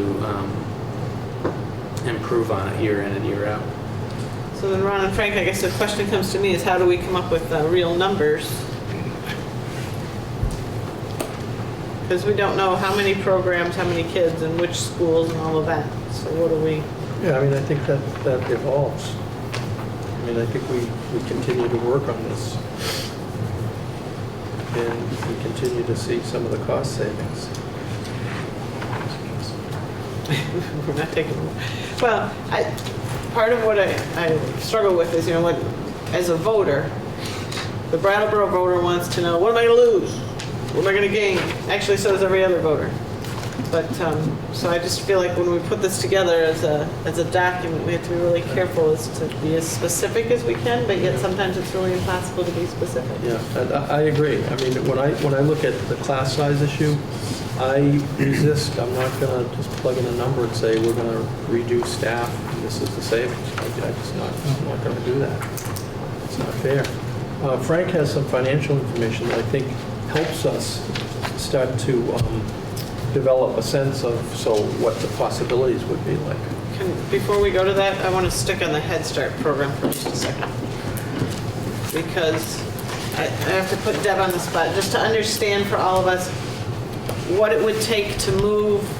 And at one point we said 2 Head Starts, now we're writing 1 on this. Yeah, I don't think we ever talked about 2. I think No, 2 was on one document somewhere. But anyway, that's fine. So if we, if we move something, and even moving it into the schools like you're talking about, Deb, can you walk us through what might happen, how that might happen? I mean, I don't think we just say one day, let's plop a classroom down and that's the end of it. One of the other things you've been talking about with us is that you'd like to see us, ideally, you'd like to see the Head Start kids have a population around them that mirrors more closely with the student population that we have in a public school. So actually, that's a conversation that I was having with Chris Kibbe, the superintendent of Wyndham Northeast last week, where we would have classrooms in the school that were a blend of Head Start and non-Head Start children, which makes the most sense for lots of reasons. And I've done that before in my career, and it works well. So what would it take? It takes a lot of collaboration. It takes a lot of partnering and equity. For families, it's going to mean we start to look at sites in Dummerston and Guilford, waste transportation, because we will be busing students into those communities. I don't imagine that we would have, if we look at our current population, which is 60, at Canal Street, we have 4 classrooms of 16 students. And we're proposing that we reduce that enrollment to classrooms of 11. We could have classrooms of 15 in the elementary schools if we mixed Head Start and non-Head Start children. We would be thinking about running full day year-round, which is a change for the school staff, but there's a way that you can do that.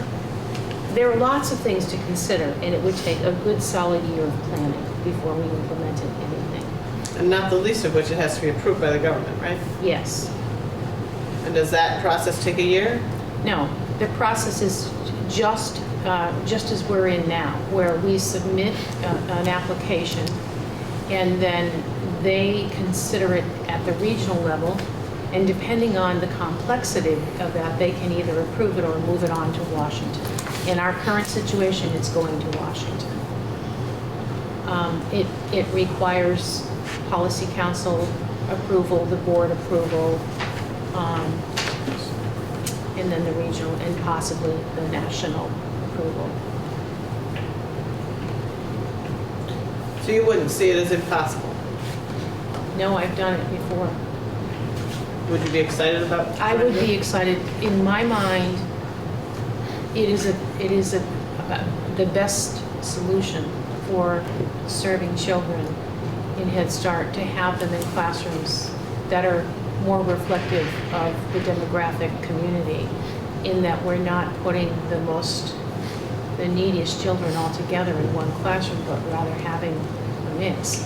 And in the models that I've done, I did in the Pioneer Valley School District, those models I put together 20 years ago, and they're still operating.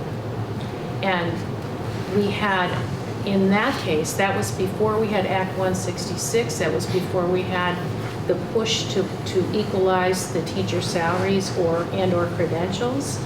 We began those programs with a public school teacher who was the lead teacher, who had certification in early childhood and special education.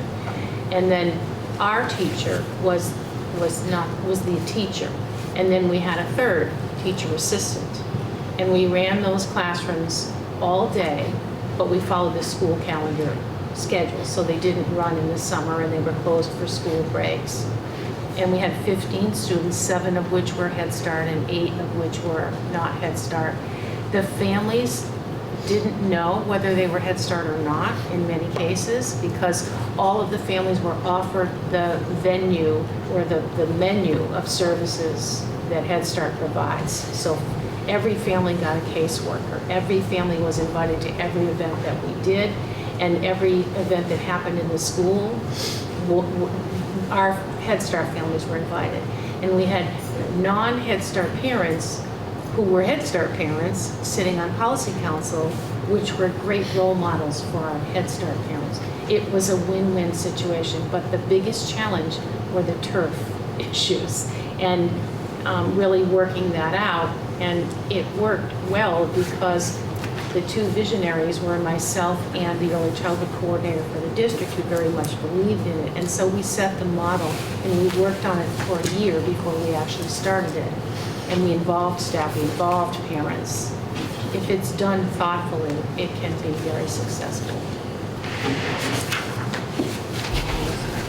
Well, I was just saying that, I mean, the evidence shows that it's much better transition for those preschoolers into the regular schools, kindergarten.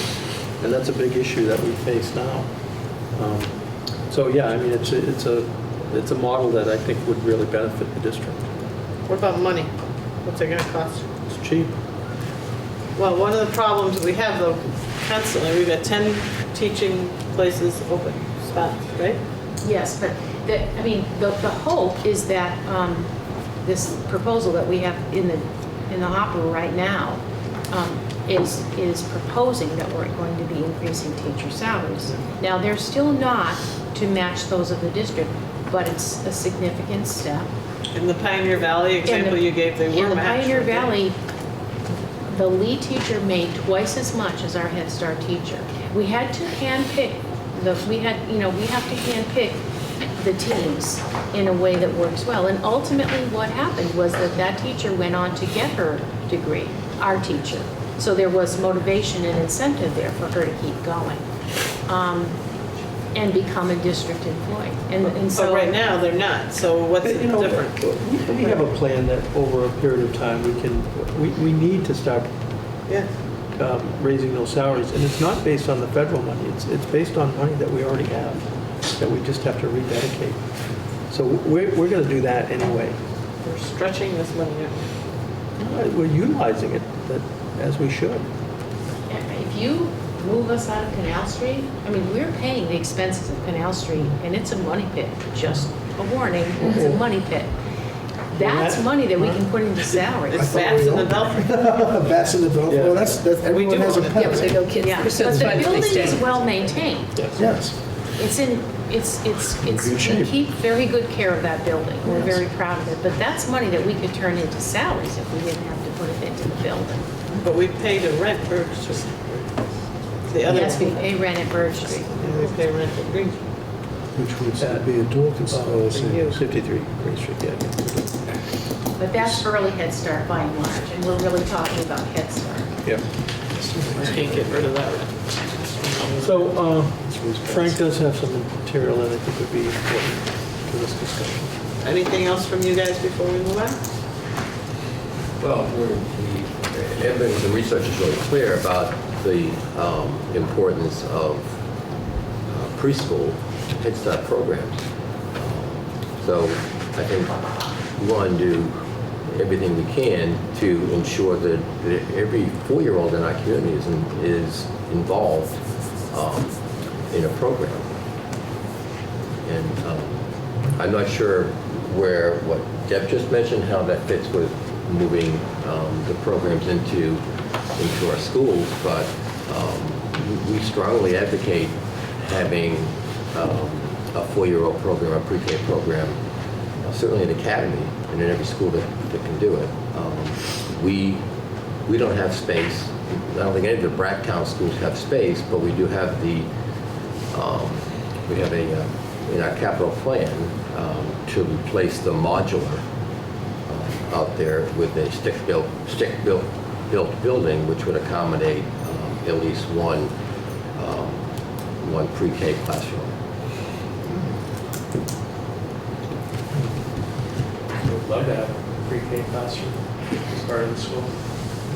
And physically at Green, the way we're currently constructed, that wouldn't be possible, but using Powers House I would see as a possibility, creating a pre-K to be part of Green City School. I have one question, and I'm beginning to think, and I have raised the specter of reduced student enrollment. Is the increased emphasis on pre-K education could that be an offsetting factor, and that we would continue to utilize our schools to the same full extent that we did years ago? You know, we may be losing population, but we're expanding the service ages that we would be covering. Yeah, I mean, we're fully utilizing our Well, I facilities now. understand, yeah. When Canal Street was closed from a it was a K2 school, you know, the numbers were going down, so we could accommodate that in the 3 schools. I mean, we're pretty fully utilized, even with the 2% reduction in student population. I don't know that that will continue, but it's not like we have a lot of extra space. We're really So utilizing. we're pretty much tapped out for the time. I mean, I think Andy's point about capital plan makes good sense. Powers House, Oak Grove has some ideas as well, so I think we're in a good position. I mean, if we, you know, increasing our, you know, ability to work more closely with 4-year-olds and work on transitioning into kindergarten readiness and working with curriculum and professional development, that's really ideal situation. I was just looking at our special ed numbers from like 8 years ago to currently. We were like 650, and now we're down to like 440, 450 the coming year or this year. And, you know, it's not magic. It's intervention at the earliest grades. And it's been typical at the primary grades, K through 2, but certainly the preschool partnerships that we've had in early ed services is a contributing factor to that. So the more we can do early, it has a significant impact along the way, including a favorable budget outcome, because we're not spending as much on special ed. If we had 650 students like we did 8 years ago, our special ed budget would be off the chart. Yeah, I think I noticed on your report here, you said that there were 40 some odd children at EES on IEPs. That's 50% of our Head Start enrollment. Yeah. 50%. The other cost factor to consider is that we have kids coming to us in kindergarten right now who are 5 years old and who need more support than ever before. And we're doing more things to be able to maintain and manage them in a classroom because they're not ready in a significant number of ways, such as toilet training. We now toilet train students. We toilet train 5-year-olds. We have a program. We actually got quite good at that.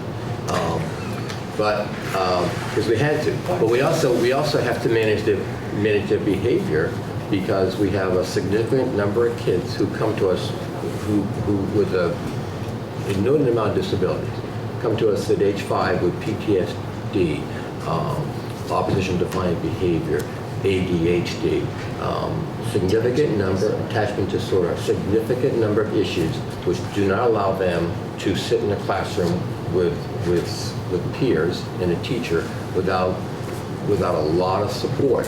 Support costs money. That's staff. And each year that goes by, the more difficult it is to catch the kids up and to teach them new behaviors. So the earlier we can catch them, the more successful we are. That is not arguable. That's the model that works nationally. It's the model that the most famous case of that is in Harlem, Jeff Canada, the Harlem. Promise Community. Academy, where is it? Something. Harlem Academy. But the earlier you get them, the more successful they'll be.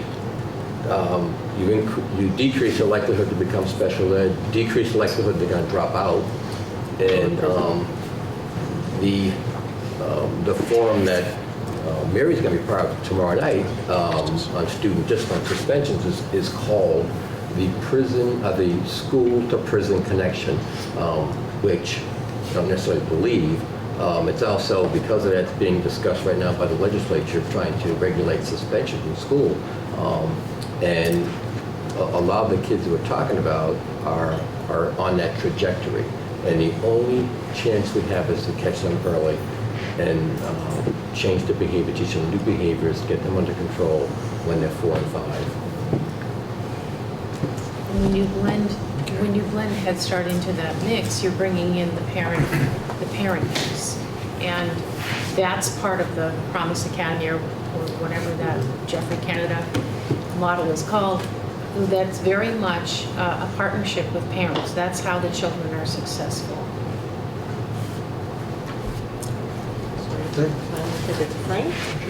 Okay, I know we want to probably wrap things up pretty soon. So just a quick couple of points of reference that response to a few comments. So Jill, maybe to the comment you were making earlier about, well, okay, so we're looking at a number of program expansion opportunities. How do we start to quantify that in a system? So I'm looking at this single sheet here. It's a budget summary, one-page document that just brings together, even though we are not a consolidated system, so it's not typical that we would report consolidated information, but here is data that we do publish in our Wyndham Southeast annual report. So if you went back prior years, you would see the percent spending. I don't know if we've had the dollar spending in that report, but the point is that this is an overview by function for each district. And as we build budgets and we consider foreign language programs, after-school programs, of course we would look at the appropriate function, school function, and consider the staffing implications and so on. So this is really just a baseline of where we are now, and as we develop more detail around these programs we're talking about, we can use this type of format in a summary level to say, well, here's the impact on the system. The other thing I wanted to illustrate is down at the bottom, you see some of the funding statistics. Education spending is the one that we spent a little bit of time at our regular meeting this evening. And you can see quite a variability in the statistics at the bottom. And even though the Brattleboro town number is the lowest, 15,573 in that data set, we've heard how many more programs are available in Brattleboro town than others. And so to make another connection that's been brought up tonight, why is that? Well, to some extent, it is the financial barriers that exist when you're an autonomous school system in a funding formula that says we're just going to quantify tax rates based on spending per student, not based on programs in schools. So to maybe follow up on a comment that we were also just making about, well, wouldn't it be great to bring early ed into our schools as an actual program that functions? An example, even for Brattleboro Town School District, that makes a unified system a favorable scenario versus our current autonomous system is we had in our capital plan a rough estimate of $640,000 for a 2-classroom addition on the academy site, essentially getting rid of the mobile unit and replacing it with a 2-room classroom for early education. $640,000 is a $200 per square foot construction standard, so that's where that number comes from. Easy math, divide by 10 years and maybe $64,000 a year. My point is when we put it in this kind of context, if we're all by ourselves as a Brattleboro Town School District, $64,000 on our budget, with 821 students, the calculation is very simple. You just take 64,000, you divide it by your number of kids. 821 kids, that's $78 a kid. And then you go to the funding formula and you say, well, how does that compare to $10,000? And you get your number. It would be a $12 impact, or I'm sorry, a $16 impact on the taxes for the 200 tax assessed home. If you're a unified system, keep that number in mind, $16. If you're a unified system, that goes across not 800 students, but 2,600 students, our whole system. That same project is a $5 impact. It's a third. So that illustrates when there's a specific need in an isolated system like Guilford. So many of these programs are discussed in budget development, but they don't move forward because when you're a small school, and in their case they're dealing with 150 kids or 120 kids, you divide that by a $20,000 program and it's $100 and something. Same program on a 2,000 student system is a couple of dollars. So those are some of the illustrations and how we will get from where we are, now in terms of program development and implementation under a unified system, to where we are now. It's important to point out, of course, that there's no free money and there's no free program. The inverse of this, which has been talked about at our study committee, which is, well, what if the state just comes in and says, as they have done, here's a cap that you must fit with underneath, or else here comes a penalty. It's important to note, of course, that in a larger system, the inverse is the same issue. It's a larger cut, for a central system than it would be theoretically if you're an autonomous system. But we're in a situation where you'll see in whether it's assessment data, program data, the documents that we've shared, that there is a lot of inequity in terms of outcomes in our system, and a lot of opportunity to address that. And this unified approach removes the financial barriers that have been a central part of the issue. So there's a quick overview for you, and then the other data set we've shared with the study committee. It's just enrollment trends, nothing new, but maybe the information you may not have seen is what some of the other schools look like in terms of data trends. And the reason why this is obviously important is it gets to, again, a school funding formula that's all driven by cost per student. We know we have a lot of fixed costs around staff, health insurance, facility costs, and as our enrollment has declined, our costs per student has increased. So all of the things we've been talking about, and what you mentioned, Mark, making sure that we fully utilize all of our buildings in the context of a smaller enrollment. It says, there is a lot of opportunity based on the demographics. Brattleboro Town has not lost as much enrollment percentage-wise as the elementary systems.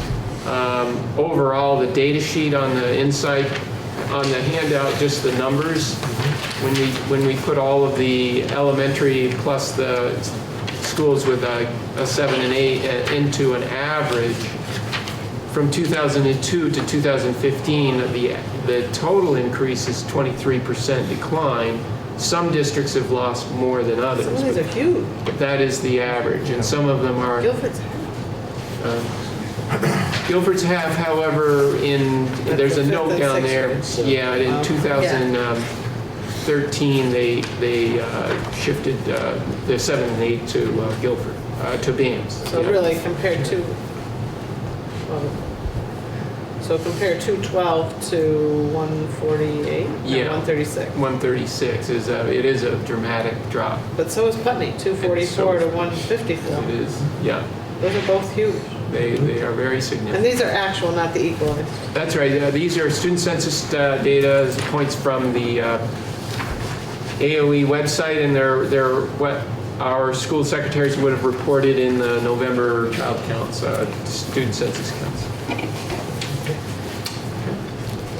I have one question, and I have not heard it brought up at any of the Act 46 meetings that we've had. Yeah, this is anybody from OEO looking at what the economic implications of an improved system under the Act 46 are going to be for a particular region? I know Southeast Vermont is turning out cheap pens. Southeast Vermont is suffering from a lack of business departing. Could, as in many other places in the United States and the state of Vermont, an improved school system improve the attractiveness of Brattleboro or Southeast Vermont, which would have a tendency, hopefully, of increasing the tax base by increased investment in businesses and such like that. Is anybody from them getting with the Department of Education and saying, let's come up with a marketing plan whereby we'll now market these improved districts to businesses that may want to relocate or to expand? An example of that is Brattleboro Credit Corporation just received a Department of Labor grant that I'm not sure the amount, but it's gonna fund a lot of career awareness for juniors and seniors in high school. They really support our dual credit programming, but it's also focused about manufacturing and healthcare. So the fact that we have a pretty viable STEM programming for juniors and seniors, and a new health program that includes a nursing program for next year. They want to try to get our students in more of the sites locally to encourage them to know what they need to do to get the jobs, and also to encourage them to stick around here for the job. Keep the talent. Yeah. So there are initiatives like that. Okay. I had just not heard it brought up in the same context as Act 46 discussions. I don't think it is. I think it should be. Well, I think through Act 77, when we were used as a pilot for the dual enrollment programming, that caused that legislation to change 2 years ago, where students are able to get vouchers for college credit. I think that's where that initiative has come from. It was just an odd question I threw out. It relates. And, we know better schools attract better businesses. And businesses, yeah. So we're at the point where we would normally be adjourning. The only quick thing that I have is, I don't think we could put it on the agenda for next time, I guess, too. We need to look at the agenda for next time, and Dave had sent me something on website. We have a website just for our Brattleboro Town School Board, which we've paid individually through our budgets, and want to look at that next time and see whether we want to keep that going, or if it's time to let that go if it's served its purpose. Do we know how many people actually use it? That's a good question. There should be some numbers. There should be some sort of counter on there. Yeah. So that can go on next agenda. Yeah. Any other, we're going to look at you guys are going to have the presentation so we can review town meeting presentations. Anything else that's on our work chart or that we're going to do? So it seems to me that I want to schedule the Act 46 forum. Yeah. We need to have that for Brattleboro scheduled. for some reason I thought there was a discussion to have it on March 3rd or March 2nd, whatever the board meeting was. If it was at the end of the Act 46 meeting the last time, there were so many dates flying Yeah, around. that was one of the dates. I wrote down March 2nd with an Act 46 meeting here at 6, but a board meeting here at 5. Yeah, so we're thinking it's March 2nd? March 2nd, March 2nd. Brattleboro So the next Academy. time is going to be, March the 2nd? Is that our next yes. meeting? Okay. So we're going to have an Act 46 meeting when? 6 o'clock. After? After. At 6 o'clock on March 2nd. Going to be at a board meeting. So you guys can just stay on and see it then. But then we'll still do I think that's probably enough. The website, the review of the town meeting presentation, and just normal reports. That'll be plenty for 1 hour. So, you said board is 5 and Act 46 is 6? A community forum or a meeting? No, It's a community forum, right? Are you sure it's a forum, or I thought it was a meeting? Yeah, that's what I was trying to What's say. that? I thought it was a regular Study meeting. committee? Yes. No, I think it's, I had, from our notes on our work plan, thought it was a forum, Brattleboro Town Forum. And I think study committee members will come, but it's not I have Act 46 meeting. Yeah. No, Act 46 meeting, like they were all coming here. It's supposed to be a forum. Now we can change it. Whatever you guys want to do. No, we need a forum, so if that's, I sent them all over to Alice though and asked her because I was getting confused by the time. Let's see, well, Putney has a public forum next Monday. No, this Vernon. I'm sorry, Vernon. Putney has one on the Knocks 11th. me off. Is that a state committee or is that- I don't know, I'm gonna go back because I know that I have from Alice, study committee dates, Study committee versus forum dates. study group dates. Okay, so while we look for that, I think we can still adjourn. On that, we're gonna have a community forum. So moved. All in favor? We're adjourned. I'm gonna look for this.